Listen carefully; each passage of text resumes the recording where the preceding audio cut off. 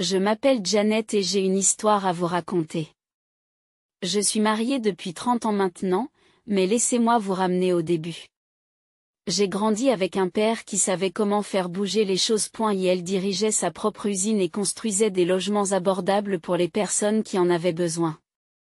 Lorsque j'ai rencontré Tom, j'ai cru que j'avais trouvé mon bonheur.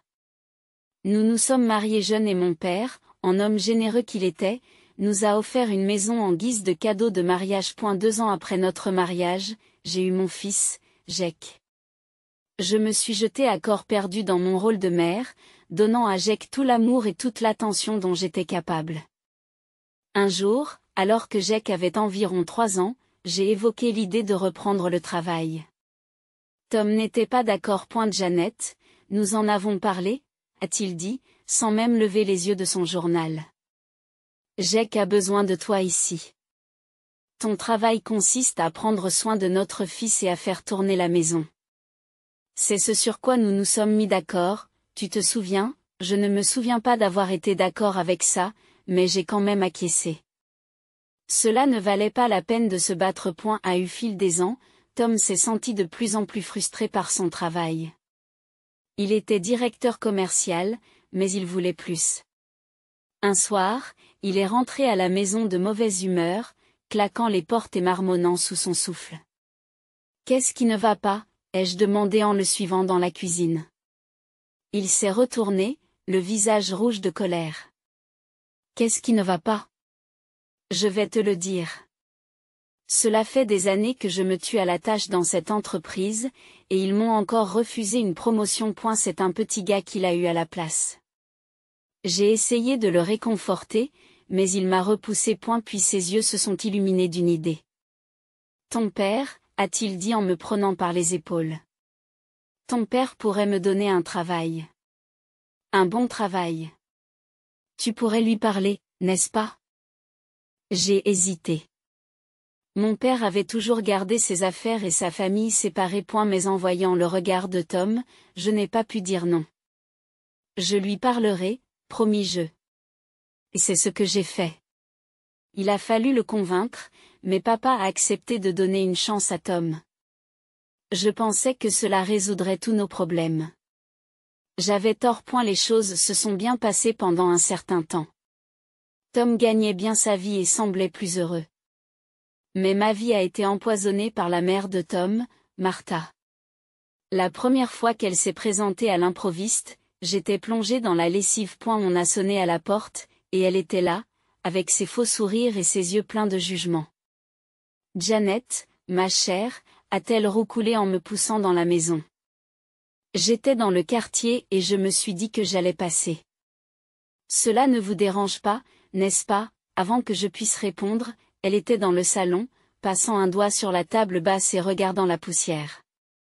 Oh là là, dit-elle en secouant la tête. Vous devriez vraiment garder les choses plus propres, ma chère. Mon Tommy mérite mieux que cela. J'ai serré les dents et forcé un sourire. J'allais justement nettoyer, en fait. Je peux vous offrir quelque chose à boire?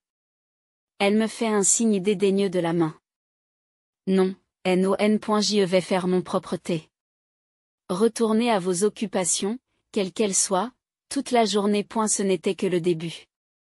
Martha est devenue une habituée de nos vies, passant toujours à l'improviste, critiquant sans cesse. J'ai essayé d'en parler à Tom, mais il prenait toujours son parti.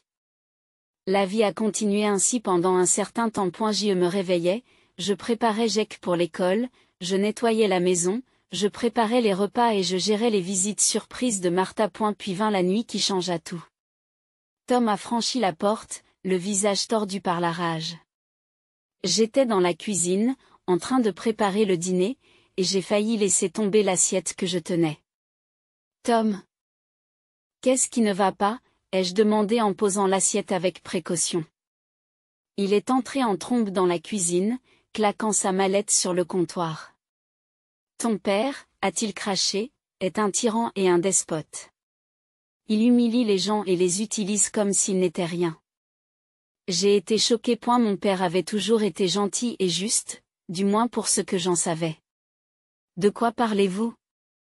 Qu'est-ce qui s'est passé? Tom fait les 100 pas dans la cuisine, les mains serrées en poing. J'ai défendu un employé aujourd'hui. Quelqu'un que ton père traitait injustement. Et tu sais ce qu'il a fait? Il m'a viré. Juste comme ça. J'avais la tête qui tournait, cela ne ressemblait pas du tout à mon père. Il doit y avoir une erreur. Laissez-moi lui parler. Je suis sûr qu'on peut arranger ça. Non, rugit Tom, me faisant sursauter. Tu ne lui parles pas. Tu ne parleras plus jamais à aucun d'entre eux. En ce qui nous concerne, tes parents n'existent plus. Tu me comprends? J'ai acquiescé muettement, trop abasourdi pour discuter. Tom ne m'avait jamais parlé ainsi et cela me faisait peur. À partir de ce jour, notre vie a radicalement changé. Tom a trouvé un autre emploi et a recommencé à bien gagner sa vie, mais il était différent. Plus froid, plus contrôlant. Et elle m'a interdit de contacter mes parents, et même Jake n'avait plus le droit de voir ses grands-parents. Les années ont passé. Jake a grandi, c'était un garçon calme et réfléchi qui semblait percevoir la tension qui régnait dans notre foyer. Lorsqu'il a été accepté dans une université d'une autre ville, j'étais à la fois fière et déchirée. Fière des réalisations de mon fils, mais dévastée de perdre la seule personne qui rendait ma vie supportable. Après le départ de Jake, les choses ont empiré. Tom et Martha sont devenus plus exigeants, plus dévalorisants. Ils me traitaient comme une servante, me critiquant constamment et me donnant des ordres. Un après-midi, Martha a fait irruption comme d'habitude. Janet, aboya-t-elle. Il faut que tu m'emmènes faire des courses. Ensuite, tu vas préparer le dîner pour moi et mes amis. Nous avons une petite réunion ce soir. J'étais épuisée, ayant passé la matinée à récurer la maison de fond en comble. Martha, je suis vraiment fatiguée. On peut faire ça un autre jour? Elle m'a regardé comme si j'étais un objet qu'elle avait raclé de sa chaussure. Fatiguée? Tu restes assise dans cette maison toute la journée à ne rien faire. Prends ton sac, nous partons dans 5 minutes. Je voulais discuter, me défendre, mais des années de soumission m'avaient épuisée. J'ai pris mon sac à main et je l'ai suivi jusqu'à la porte, me détestant pour ma faiblesse. Lorsque Tom est rentré à la maison ce soir-là, il était furieux de constater que la maison était en désordre et que le dîner n'était pas prêt. Que as-tu fait toute la journée? Demanda-t-il. Cet endroit est en désordre, et où est mon dîner? J'ai essayé d'expliquer les exigences de Martha, mais il n'a rien voulu entendre. Je me suis couchée ce soir-là en me sentant inutile, me demandant comment ma vie en était arrivée là. J'étais loin de me douter que les choses allaient prendre une tournure encore plus dramatique. Au fil des années, ma vie s'est transformée en une routine étouffante de servitude. Tom et Martha, sa mère, semblaient prendre plaisir à me rabaisser à chaque instant. Je n'étais rien d'autre que leur bonne personnelle, leur cuisinière et le punching ball de leur frustration. Janet, cette vaisselle n'est pas assez propre, aboyait Tom en inspectant une assiette avec un dégoût exagéré. Refais-la. Et cette fois, essaie d'être moins inutile. Martha n'était pas mieux. Elle entrait chez nous à l'improviste, son regard critique s'attardant sur chaque imperfection. Oh là là, disait-elle avec un soupir dramatique. Je ne sais pas comment mon Tommy peut supporter une maison aussi négligée. Vous devriez vraiment faire plus d'efforts? Janet. Une bonne épouse le ferait. Leurs paroles ne cessaient de s'enfoncer, ébranlant jour après jour mon amour-propre. Je me sentais inutile, piégée dans une vie que je ne reconnaissais pas. Le pire, c'est que j'avais trop honte pour en parler à qui que ce soit. Lorsque Jake appelait de l'université, je prenais une voix enjouée. C'était plus facile de faire semblant quand Jake venait me rendre visite. Tom se transformait en une personne différente, attentive, gentille, voire aimante. C'était comme regarder un acteur talentueux entrer en scène, et je me sentais plus confuse et plus seule que jamais. Puis, un mardi ordinaire, mon téléphone a sonné. Le numéro ne m'était pas familier, mais quelque chose m'a poussé à répondre. Bonjour? Dis-je en hésitant. Janet? C'est bien toi? La voix à l'autre bout du fil était plus âgée, plus rude, mais sans équivoque. Mon père. Mon cœur s'est emballé. Je ne lui avais pas parlé depuis des années. Papa? Chuchotai-je, jetant un coup d'œil autour de moi comme si Tom pouvait apparaître à tout moment. Janet, je dois te dire quelque chose. C'est ta mère. Elle est très malade. Les médecins ne sont pas optimistes. Je voulais me précipiter immédiatement à ses côtés, mais les mots de Tom résonnaient dans ma tête. Tes parents n'existent plus. J'essaierai de venir la voir, dis-je, détestant mon air si faible. Ce soir-là, j'ai rassemblé mon courage et j'ai abordé Tom. Mon père a appelé aujourd'hui, dis-je, ma voix dépassant à peine un murmure. Ma mère est très malade. J'aimerais lui rendre visite. Le visage de Tom s'est assombri. Non, pas du tout. Nous en avons déjà parlé. Janet. Ils ne font plus partie de notre vie. Je me suis retirée, les larmes me piquant les yeux. Cette nuit-là, je me suis endormie en pleurant, me sentant plus seule que jamais.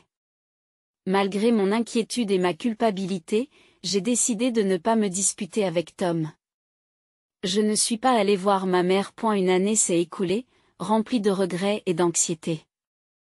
Puis, un nouvel appel est arrivé. Janet, la voix de mon père était creuse cette fois.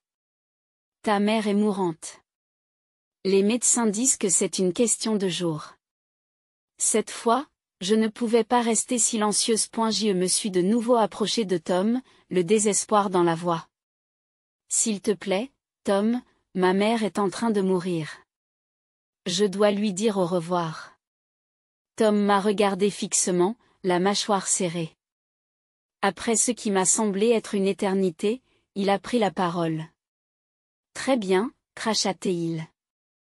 Un jour, c'est tout ce que tu auras. Le soulagement m'envahit, mêlé à une tristesse si profonde qu'elle menaçait de me submerger. J'ai appelé Jake immédiatement. Jake, chérie, ai-je dit quand il a répondu, en essayant de garder une voix stable. Ta grand-mère est en train de mourir. Je vais la voir demain. Veux-tu venir avec moi? Il n'y a eu qu'un moment de pause avant que Jake ne réponde. Bien sûr, maman. Je serai là. Le lendemain matin, Jake et moi nous sommes rendus à la maison de mes parents. Mon cœur battait la chamade lorsque nous sommes entrés. La maison sentait le désinfectant et la tristesse. Ma mère était allongée dans un lit d'hôpital dans le salon, l'air petite et fragile. Lorsqu'elle m'a vue, ses yeux se sont illuminés. Janet, a-t-elle murmuré. Ma petite fille. Je me suis précipitée à ses côtés, prenant sa main dans la mienne. Maman, je suis vraiment désolée. J'aurais dû venir plus tôt. Pourras-tu jamais me pardonner? Elle a souri faiblement. Il n'y a rien à pardonner, ma chérie. Tu es là maintenant. Nous avons parlé pendant des heures. Je lui ai présenté Jake, un adulte qu'elle connaissait à peine. Nous avons partagé des souvenirs, ri un peu et pleuré beaucoup. Lorsque le soleil a commencé à se coucher, la respiration de ma mère est devenue difficile. Je lui ai serré la main et elle m'a regardé une dernière fois. Je t'aime, Janet, a-t-elle dit doucement. Et puis elle est partie. Glissant paisiblement dans mes bras. Le chagrin m'a frappé comme un coup physique. J'ai pleuré jusqu'à ce qu'il ne me reste plus de larmes, le bras réconfortant de Jake autour de mes épaules. Quand j'ai enfin levé les yeux, j'ai vu mon père debout dans l'embrasure de la porte, son visage était un masque de douleur.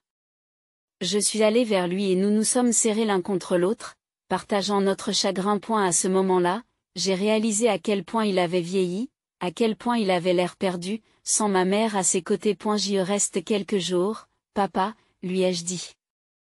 Pour t'aider. Il a hoché la tête avec reconnaissance et je me suis éloignée pour appeler Tom. Ma main a tremblé quand j'ai composé le numéro. Je reste quelques jours, lui ai-je dit quand il a répondu. Pour l'enterrement et pour aider papa. C'est bien ce que tu fais, a grogné Tom. Tu reviens ici tout de suite, Janet, je suis sérieux. Pour la première fois depuis le début de notre mariage, j'ai tenu bon. Non, Tom, je reste. J'ai raccroché avant qu'il ne puisse continuer à argumenter. Le jour de l'enterrement arriva.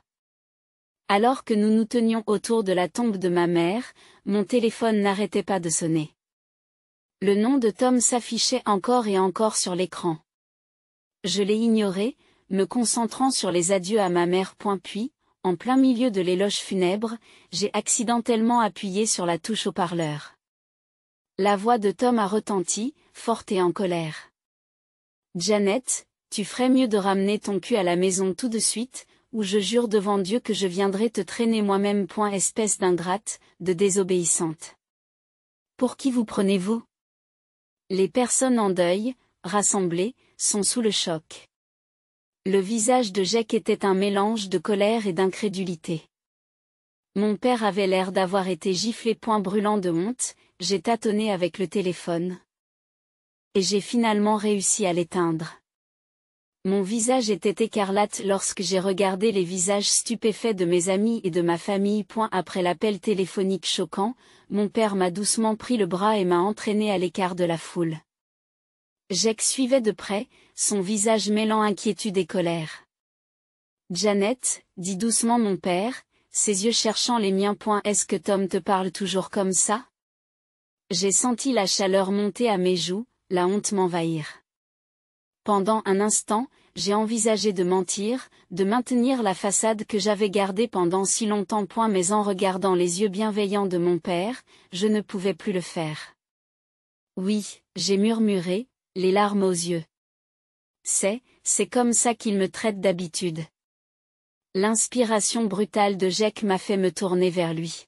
« Maman, dit-il, la voix fêlée. Je n'en avais aucune idée. Je veux dire que parfois, certaines choses me semblaient anormales, mais je ne l'avais jamais pensé. » J'ai hoché la tête, essuyant une larme. « Tu as raison, chérie. Je regrette de ne pas te l'avoir dit. » Le visage de mon père s'est durci. « Janet, écoute, moi. Il y a quelque chose que tu dois savoir à propos de Tom. Quand il travaillait pour moi il y a des années, je l'ai surpris en train de voler. Pas seulement dans l'entreprise, mais aussi chez les clients.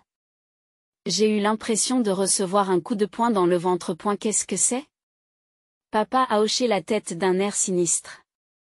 Il gonflait les prix après la signature des contrats, en ajoutant de faux services. Il surfacturait les clients et empochait la différence.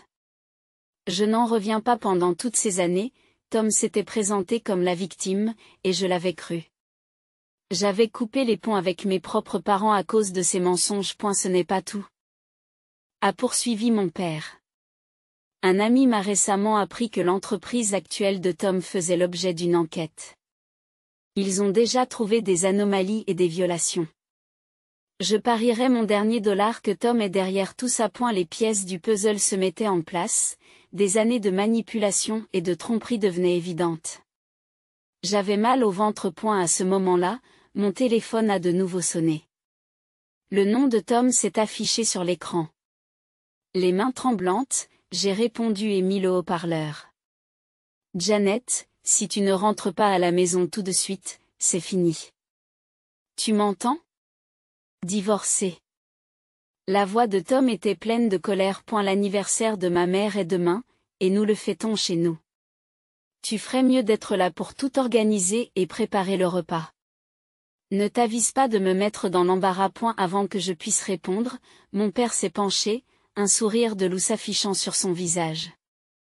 Ne t'inquiète pas, Tom. Janet sera là. Et moi aussi. Nous avons pensé à certaines choses à discuter. Jake s'est avancé, la mâchoire serrée. Je suis aussi de la partie, maman. Il est temps de faire une réunion de famille. Le lendemain de l'enterrement de ma mère, papa, Jake et moi sommes allés chez moi. J'avais l'estomac noué, mais je me sentais plus forte avec eux à mes côtés. Lorsque nous nous sommes arrêtés, j'ai vu plusieurs voitures garées à l'extérieur. Nous sommes entrés et avons trouvé le salon plein de monde. Les amis de Martha étaient rassemblés autour d'eux, bavardant et riant. Martha elle-même était assise au centre, comme une reine à la cour. Lorsqu'elle m'a aperçu, son visage s'est renfrogné. Eh bien, regardez qui a finalement décidé de se montrer, ricana-t-elle. Vous êtes en retard. Mes invités doivent être servis. Avant que je ne puisse répondre, elle a pris un chiffon sur la table et me l'a lancé. Rends-toi utile et essuie la table. J'ai attrapé le chiffon par réflexe. Des années d'obéissance ayant fait leur œuvre. Mais j'ai entendu la voix de mon père, grave et dangereuse. Comment oses-tu parler ainsi à ma fille? Grogna-t-il en s'avançant. Martha se mit à rire, d'un air dur et moqueur. Ta fille? Je vous en prie. Janet est mariée maintenant.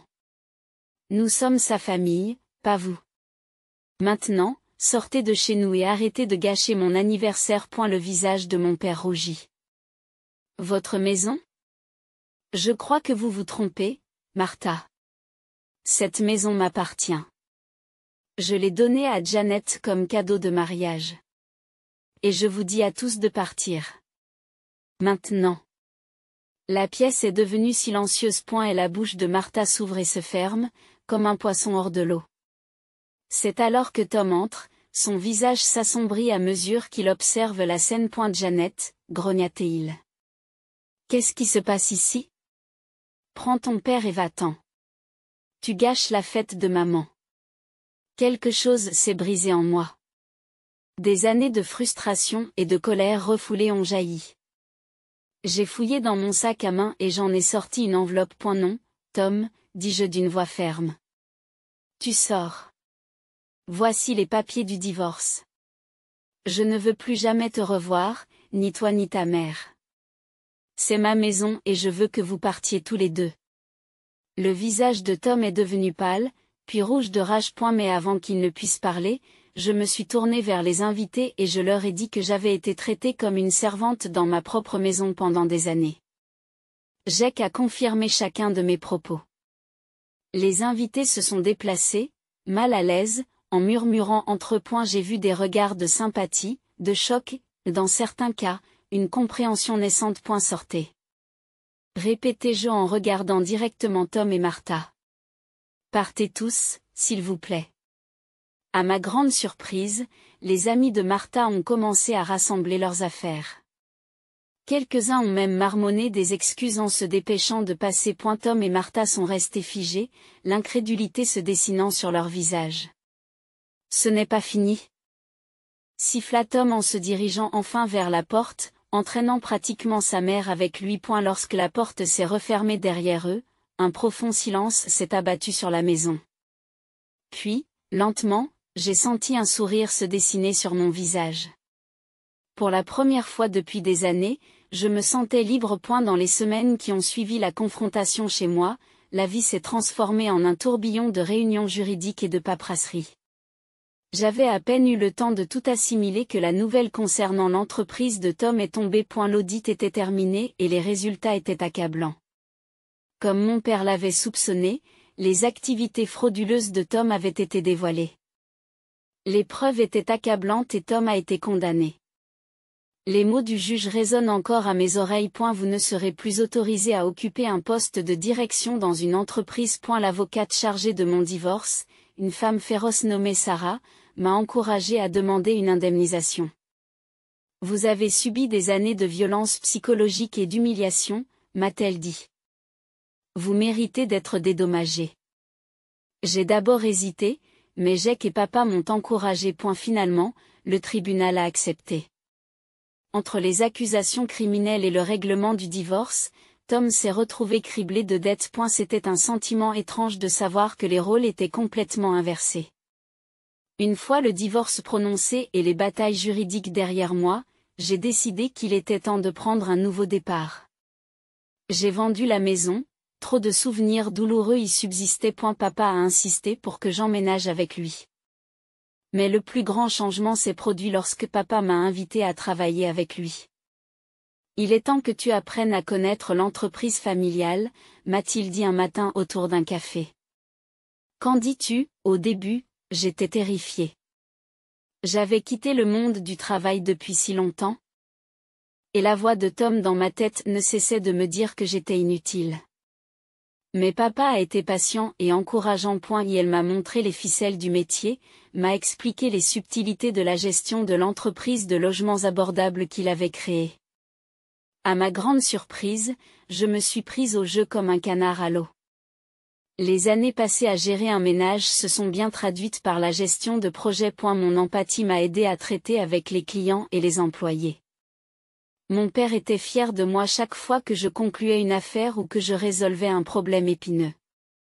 3 années se sont écoulées. Puis, par un beau matin, mon monde a basculé à nouveau. Papa s'est éteint dans son sommeil, paisiblement et sans douleur. Le chagrin était écrasant, mais cette fois, je n'étais pas seule. J'avais Jake, j'avais des amis, j'avais ma propre vie. En faisant le tri dans les affaires de papa, nous avons découvert qu'il m'avait tout légué, l'entreprise, la maison, tout. Je me suis assise dans son bureau, devenu le mien, et j'ai regardé les photos accrochées au mur. Maman et papa le jour de leur mariage. Moi, petite fille. Et la photo de la remise des diplômes de Jake. Et une nouvelle, papa et moi lors de l'inauguration de notre dernier projet immobilier. Tu me rends si fière, m'avait-il dit ce jour-là. Tu vas faire de grandes choses, Janet. Assise là, je lui ai fait une promesse silencieuse. Je poursuivrai son héritage, mais plus encore, je construirai le mien. L'avenir s'étendait devant moi, plein de possibilités dont je n'avais jamais rêvé il y a seulement quelques années. C'est par un dimanche après-midi tranquille que l'on a sonné à la porte. J'ai ouvert la porte et j'ai senti mon sang se glacer. Tom se tenait là, plus vieux et un peu plus usé, mais avec la même lueur manipulatrice dans les yeux. Janet, dit-il, avec son air maladivement doux. J'ai entendu parler de ton père. J'ai appris pour votre père. Je suis vraiment désolée pour votre perte. Je suis restée figée, la main agrippée à la poignée de la porte. Tom a pris mon silence pour une invitation et s'est approché. J'ai beaucoup réfléchi, poursuivit-il. Je sais que j'ai fait des erreurs. Des erreurs terribles. Mais j'ai changé. Ma mère est décédée l'année dernière, et cela m'a fait prendre conscience de ce qui est vraiment important dans la vie. Elle m'a tendu la main, mais je l'ai retirée, instinctivement. Nous pourrions être heureux à nouveau, Janet, dit-il, sa voix prenant un ton suppliant. Il n'y a plus rien qui nous en empêche. Nous pourrions nous aimer à nouveau, comme avant. Pendant un instant, j'ai été ramenée à la femme effrayée et soumise que j'étais. Puis, quelque chose s'est mis à bouillonner en moi, un rire. Il a commencé doucement, puis s'est amplifié jusqu'à ce que je me retrouve à plat ventre, les larmes aux yeux. Le visage de Tom s'est déformé sous l'effet de la confusion, puis de la colère. Qu'y a-t-il de si drôle, demanda il. Je me suis redressée, essuyant mes yeux. Tu le hais, Tom. Le fait que tu penses pouvoir revenir dans ma vie, après tout ce que tu as fait. Le fait que tu n'aies pas changé du tout. Son visage s'assombrit. Écoute-moi bien, Janet. Non, tu écoutes, je l'ai interrompu, ma voix étant ferme et forte. Sors de chez moi. Oublie mon adresse. Oublie mon existence. Parce que si tu réapparais ici, j'appelle la police. Pour enfoncer le clou, j'ai sorti mon téléphone et j'ai commencé à composer le numéro. Les yeux de Tom s'écarquillèrent d'incrédulité. Ce n'était pas le gentil Janet dont il se souvenait. Je l'ai regardé partir en claquant la porte, marmonnant des jurons sous sa respiration. En refermant la porte, j'ai pris une longue inspiration pour me calmer. Cette rencontre m'avait ébranlé. Mais elle m'avait aussi étrangement donné du pouvoir. J'avais affronté ma plus grande peur et je l'avais renvoyée. Juste à ce moment-là, mon téléphone a bourdonné d'un message de Jake. Maman, bonne nouvelle. Sarah est enceinte. Tu vas être grande mère. Et la joie m'a envahi, balayant les derniers vestiges de ma rencontre avec Tom. Jake s'était marié il y a 2 ans, et sa femme était merveilleuse. J'ai appelé Jake immédiatement, et nous avons passé 1 heure à discuter avec enthousiasme des couleurs de la chambre d'enfant et des prénoms du bébé. Quelques mois plus tard, Jake et Sarah sont revenus s'installer en ville. Nous voulons que notre enfant grandisse près de sa famille, a expliqué Jake. J'étais ravi de les avoir à proximité.